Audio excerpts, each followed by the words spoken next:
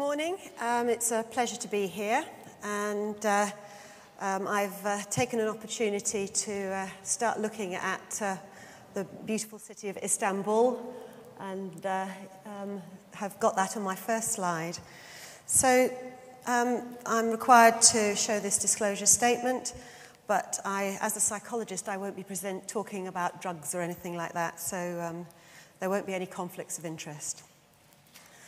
I have 3 learning objectives today. The first is to describe psychological development in adolescence and think then about how these developmental stages impact upon exploratory behaviours and adherence in young people living with chronic illness.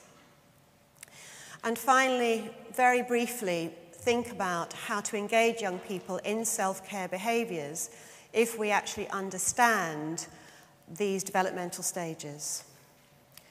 So, for the paediatricians in the audience, the biological changes that are part of the job description of an adolescent are well known to you. What I'm going to be talking about are the psychological changes, the changes in identity and the way a young person thinks as they move into 13 and through to 19, 20, 21 and older, and also the social changes. Now, this is my picture of a brain that I'm going to be showing you, but you're going to be seeing much better pictures of brains in our second presenter.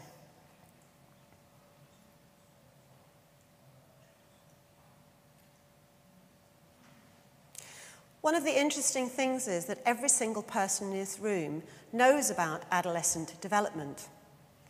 10% of our life is taken up with being an adolescent. And yet, within 6 months to 1 year of moving into young adulthood, we seem to forget it.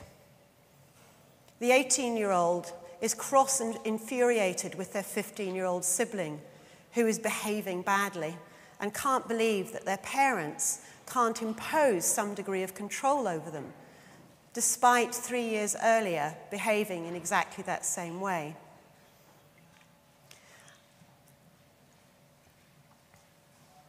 One of the key aspects of adolescent development is this search for identity, looking to find out what gender they feel they belong to, thinking about their sexuality, who it is that they want to have relationships with, who they want to be.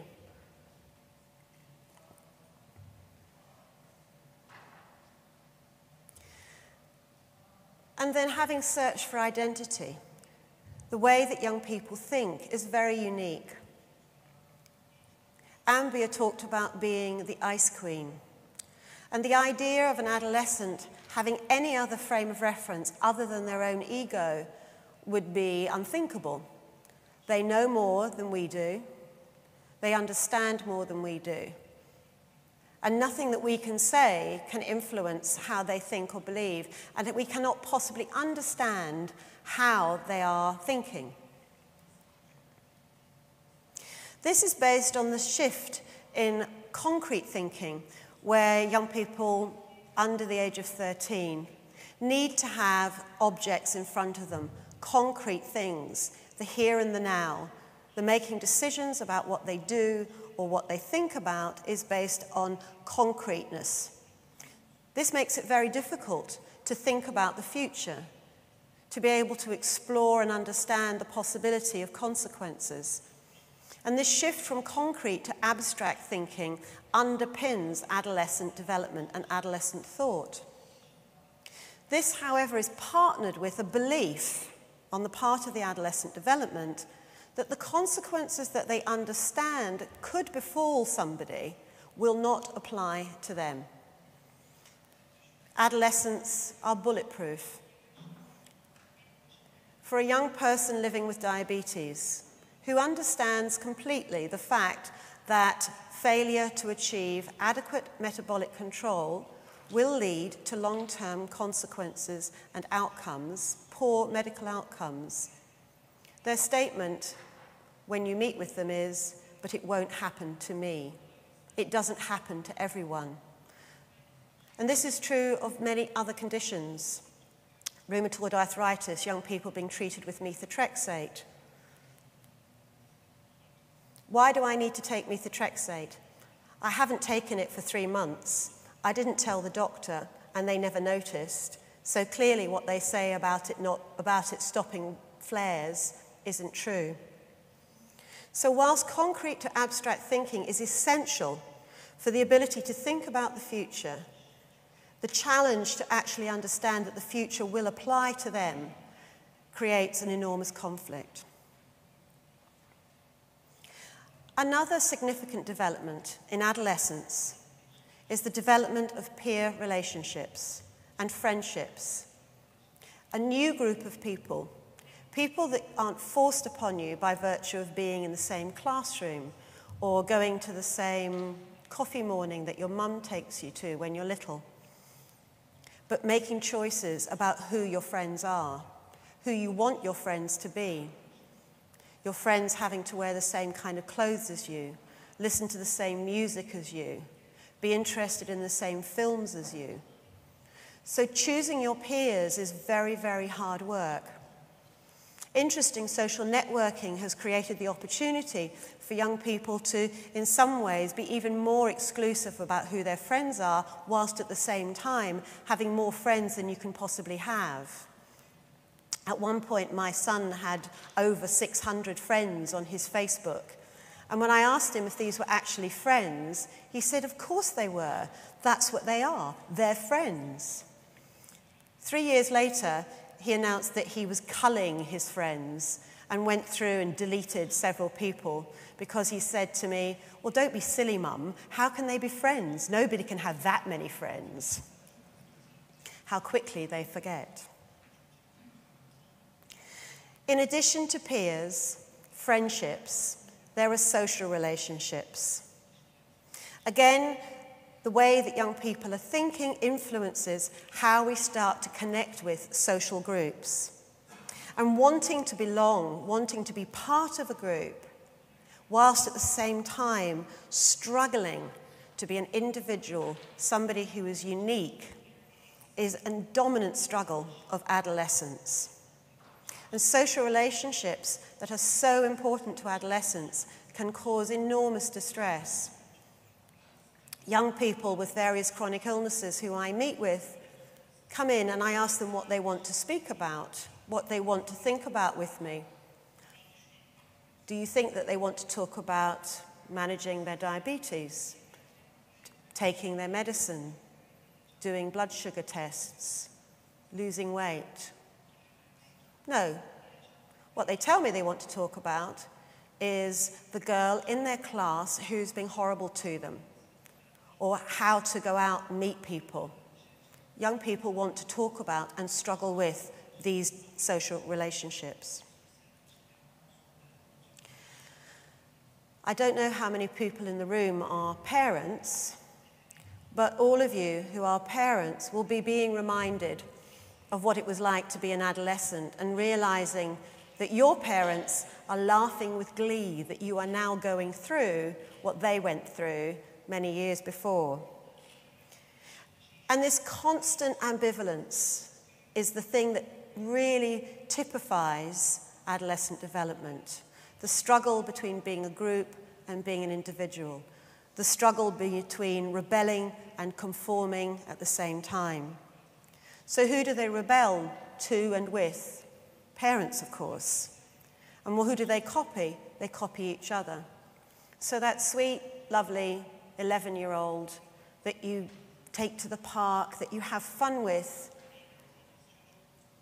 the bell rings, she becomes 13, and suddenly, why would she want to go out with you?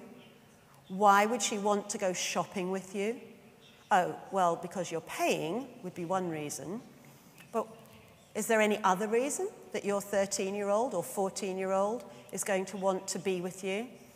My poor sister at the moment has a 14-year-old daughter who tells my sister on a regular basis that Nicola is ruining her life. She's ruining her life because Nicola wants Esther to come home before midnight, wants Esther to go to bed and get some sleep, wants Esther to do her homework. I think Nicola is cruel and wicked.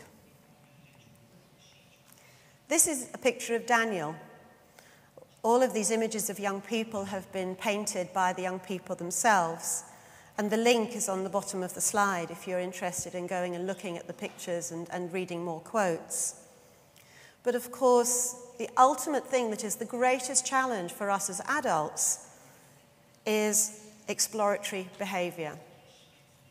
Now, as an adolescent health team, we like to think of these behaviours as exploratory rather than risky.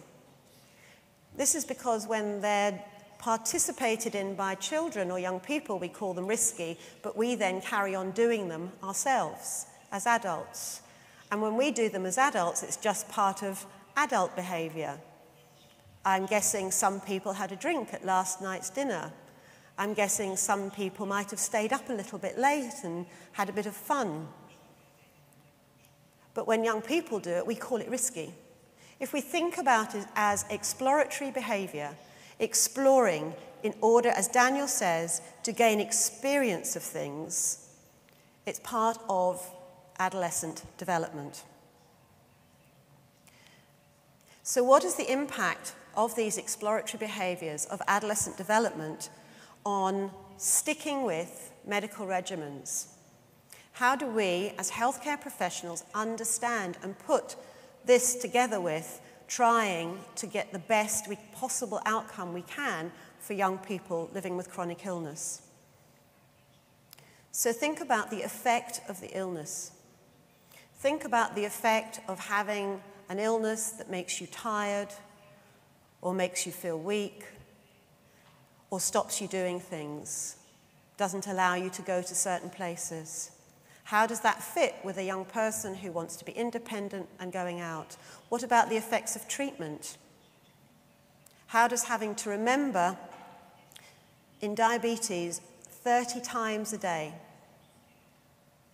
You have to remember and think about your diabetes 30 times a day if you're going to do exactly what a really good medical regimen would require you to do. Think about your food. Think about your blood glucose level. Give yourself an injection. Measure it later. Think about the carbohydrate content. And do that at breakfast, at lunch, and at dinner. How does that affect your ability to go out, party, have fun, explore, when you're being told you shouldn't smoke because of the microvascular complications? You shouldn't drink because it will have an effect on your blood sugars. What about the effects on parents? Parents have a job description too. The job of a parent is to bring up a happy, safe, healthy individual who becomes a young adult and goes out into the world to enjoy their lives.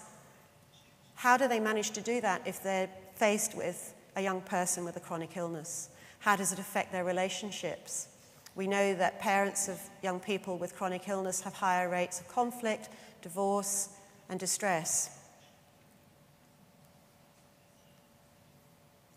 What about the effects on relationships? Where does a young person who has a diabetes pump keep that pump on their very first date? Do you tell or don't you tell? What about the young person who wants to go out with somebody at the weekends on a date, but who has to have a methotrexate injection on a Friday and spends Friday, Saturday, and Sunday feeling sick and nauseous and tired?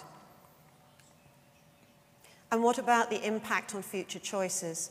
In our search for identity, we think about who we want to be, the jobs that they want to do. When little boys say, I want to be a fireman, I want to be a train driver, or even little girls say, I want to be a fireman or I want to be a train driver, what happens when you have an illness that doesn't allow you to do those sorts of jobs? So how do we engage young people in self-care behaviours? Well, you can see by the dance steps on this slide that it's quite tricky, and you can quite often fall over your own feet when you try to do it. And most of the time we fall over our feet when we forget about what it's like to be an adolescent living with a chronic illness. This is a 4-step idea, a way of thinking about our assessment and discussions with young people. So here's the first challenge.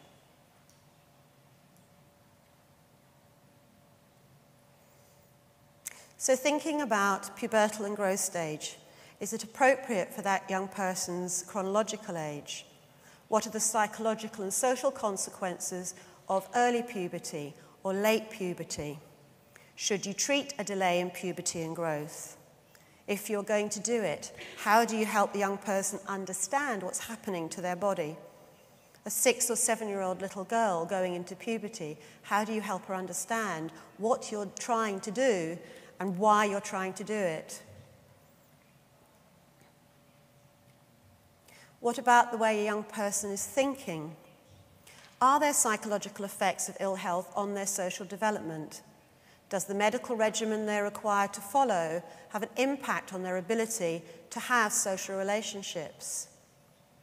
Can they go over and spend the night at a friend's house, or are they able to go on trips? One young woman that we worked with who was 13, who's just started in her secondary school, every time she goes on a school trip, she has to go in a taxi while all her friends go in a coach. And I actually can remember, it's a long, long, long time ago, but the best bit about school trips was going on the coach. It didn't matter what you were going to see, that was really boring, but the coach journey was the best bit.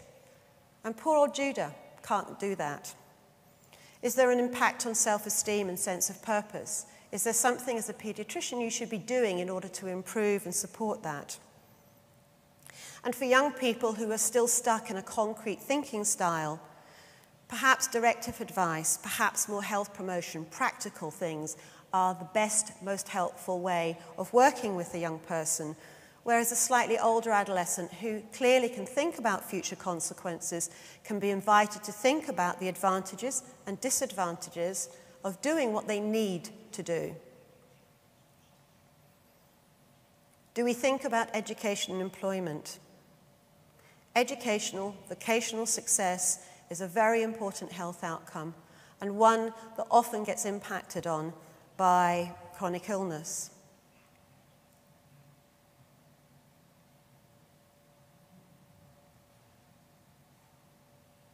It really is tough being a parent of an adolescent.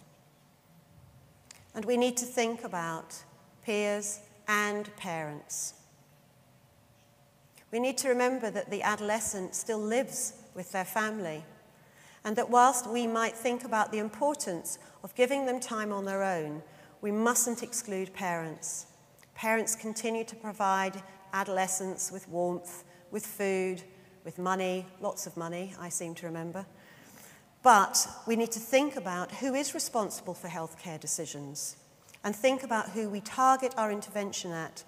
Did we give lots of advice and information when the young person was little, and did we give that advice to the parents? Is it time now to repeat that information, but this time to the young person? And can we engage peers in supporting young people improve their health behaviours, both peers with chronic illness, but also peers who are healthy? Ultimately, we have to remember that being an adolescent means we are always in two minds.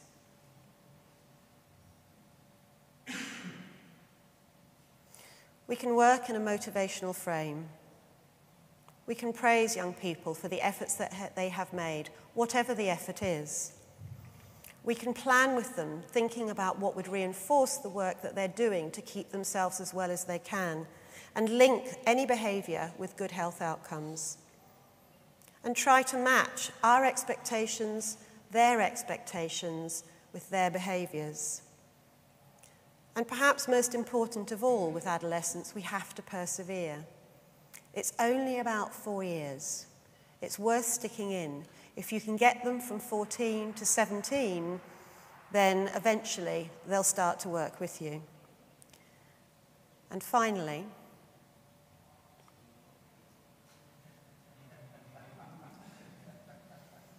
thank you very much.